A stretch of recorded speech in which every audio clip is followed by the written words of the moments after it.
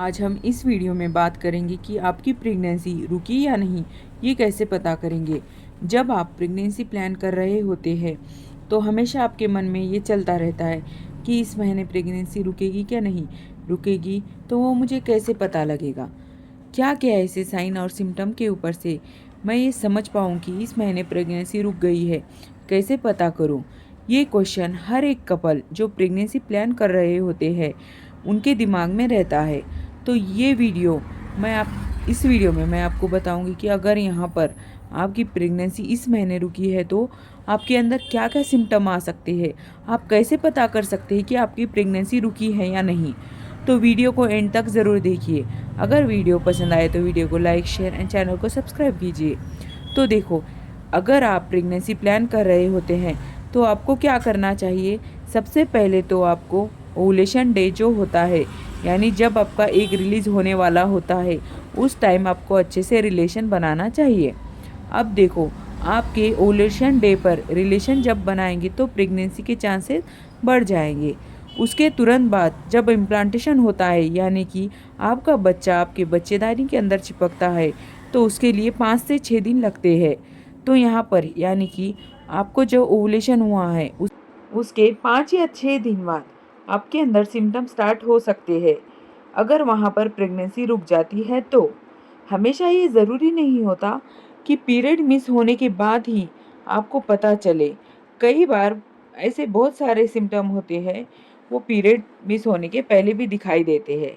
आज इस वीडियो में आप देख लेंगे, आप ऑब्जर्वेटिव बन जाएंगे, आप अपने आप को अच्छे से देखेंगे कि आपके अंदर ये सिम्टम है कि नहीं। हाँ, अगर है तो आप देख लेंगे, या फिर प्रेगनेंसी कंफर्म करने का जो तरीका है वो आप अडॉप्ट कर लेंगे, तो जल्दी से आपको गुड न्यूज़ मिल सकती है। तो जैसे ही आपका इम्प्लांटेशन हो गया, यानी कि बच्चा एंडोमेट्रियम में आके चिपक गया, तभी आपके अंदर बीटा एसीजी नाम का हार्मोन सिक्रीट होना शुरू हो जाता है। अभी बीटा एसीजी जो है उसका लेवल भी बढ़ेगा, उसके साथ साथ इस्ट्रोजन और प्रोजेस्टेरॉन का लेवल भी बढ़ जाएगा। तो ये तीनों जो हार्मोन आपके बॉडी में आए हैं तो वो अपना काम भी करेंगे। तो उसके वजह से आपको कौन कौन से सिम्टम दिखाई दे सकते हैं, ये आपको फील हो सकते हैं। सबसे पहला जो सिम्टम है वो है नौशिया और वोमिटिंग हो सकती है, यानी कि आपको ऐसा लगता है कि आपके मुंह में सारा पानी आ रहा है, सारा खाना आ रहा है। ये नॉजेटिव फीलिंग्स पूरे दिन रह सकती है। या फिर आपको भूख नहीं लगेगी, खाने का मन नहीं करेगा, जी मचलाना, सारे सिम्टम्स आपको हाई एस्ट्रोजन की वजह से दिखाई देंगे। आपको जो ब्रेस्ट है वहाँ पर टेंडरनेस आ जाएगी, वहाँ पर भारीपन आ जाएगा, आपको वहाँ पर दर्द जैसी फीलिंग आएगी। जो ब्रेस्ट टेंडरनेस होती है वो आपको प्रेगनेंसी रहने की वजह से ये लक्षण है। तीसरा और कॉमन सिम्टम यानी कि चक्कर आना। कई बार महिलाएं बोलती है कि मुझे 20 दिन बाद चक्कर जैसा महसूस होता है, मुझे ऐसा लगता है कि हेडेक जैसा हो रहा है। हेडेक होना, चक्कर आना, ये सारे सिम्टम भी आपके प्रेगनेंसी कंफर्म होने के हैं, आपका इम्प्लांटेशन सक्सेसफुल होने के संकेत जैसा है। तो चक्कर आना, हेडेक जैसी फीलिंग क्यों रहती है, तो ये जो है आपके प्रोजेस्टेरॉन के वजह से आपका जो ब्लड प्रेशर है वो थोड़ा सा फ्लक्चुएट होता है, डाउन सा होता है। आपका जो शुगर लेवल है वो भी थोड़ा डाउन सा होता है, और उसकी वजह से आपको चक्कर आना, हेडेक की फीलिंग हो सकती है। तो अगर आपको ऐसा लग रहा है कि 20 दिन के बाद आपको चक्कर आ रहा है या फिर हेडेक फीलिंग हो रही है, तो उस महीने आपकी प्रेगनेंसी कंफर्म होने के चांसेस ज़्यादा होते हैं। एक और सिम्टम होता है फेवरिश फीलिंग आने लगती है, यानी कि बुखार जैसा महसूस होता है, क्योंकि प्रेगनेंसी हार्मोन की वजह से आपका जो बॉडी टेम्परेचर होता है वो 1 डिग्री तक बढ़ जाता है, तो उसकी वजह से आपको बुखार वाली फीलिंग आ सकती है। तो अगर आपको थोड़ा सा बॉडी टेम्परेचर हाई लग रहा है, थोड़ा सा बढ़ा हुआ लग रहा है, तो वहाँ पर प्रेगनेंसी के चांसेस हो सकते हैं। एक और मेन सिम्टम होता है कि वीकनेस, यानी कि थकान लगना। छोटी छोटी बात में, थोड़े थोड़े काम में आपको थकान लगेगी जो पहले नहीं लगती थी। थकान आना, आपको पसीना ज़्यादा आना और थोड़ी देर में आपको सोने का मन करना, ये ये भी प्रेगनेंसी के अर्ली सिम्टम में से एक सिम्टम है।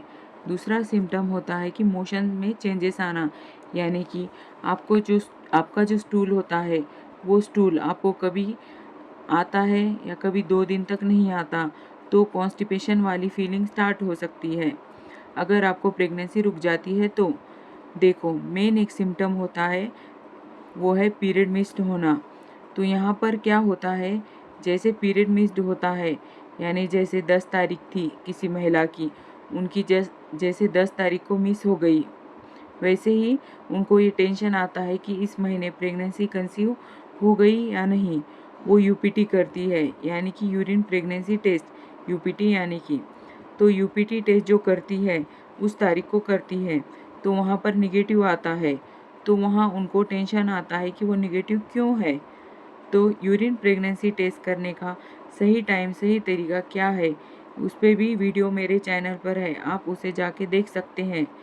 फिर भी मैं आपको बताती हूँ, अगर यूपीटी आप करना चाहते हैं तो जो डेट है, जो आपकी पीरियड की तारीख है, उसके मिस होने के बाद आपको वेट कीजिए कम से कम 2 दिन का। अगर कभी ओवुलेशन लेट हुआ होगा तो भी आपकी यूपीटी यानी यूरिन प्रेगनेंसी टेस्ट निगेटिव आ सकती है। अगर आपका ओवुलेशन लेट हुआ होगा तो आपका इम्प्लांटेशन जो है वो भी लेट होगा, यानी कि वो बच्चा लेट चिपकेगा, और जैसे ही इम्प्लांटेशन होगा वैसे ही वहाँ पर एससीजी, बीटा एससीजी आएगा। तो जब तक आपके बॉडी में बीटा एससीजी नहीं होगा तो यूरिन में कैसा आएगा। तो इसलिए ज़रूरी है कि आपकी जो यूपीटी है जो है वो आपके यूरिन के अंदर के बीटा एससीजी को डिटेक्ट करती है, और जो टेस्ट होता है वो पॉजिटिव आता है। तो अगर आप जो भी डेट पे करती हो वो नेगेटिव आए, तो ऐसा नहीं है कि आपको प्रेगनेंसी नहीं है, तो चलो अब मेंसेस के टैबलेट ले लेते हैं। ऐसा बिल्कुल नहीं करना चाहिए। जब आप प्रेगनेंसी प्लान कर रहे होते हैं तो आपकी डेट अगर मिस्ड भी हो जाए, पीरियड भी नहीं आए हो और यूपीटी निगेटिव आती है, फिर भी आपको 8 दिन का वेट करना चाहिए। उसके बाद भी यानी 8 दिन के बाद भी आपको फिर से यूरिन प्रेगनेंसी टेस्ट करना चाहिए। अगर उसमें भी निगेटिव आए तो आपको पीरियड आने की दवा लेनी चाहिए। यदि दूसरा अगर वहाँ पर फेंट लाइन आती है, यानी कि जो कंट्रोल लाइन यानी सी लाइन जो है वो डार्क आती है, और टेस्ट लाइन यानी कि टी लाइन जो है वो थोड़ी सी लाइट पिंक कलर की मिलती है, तो क्या करें।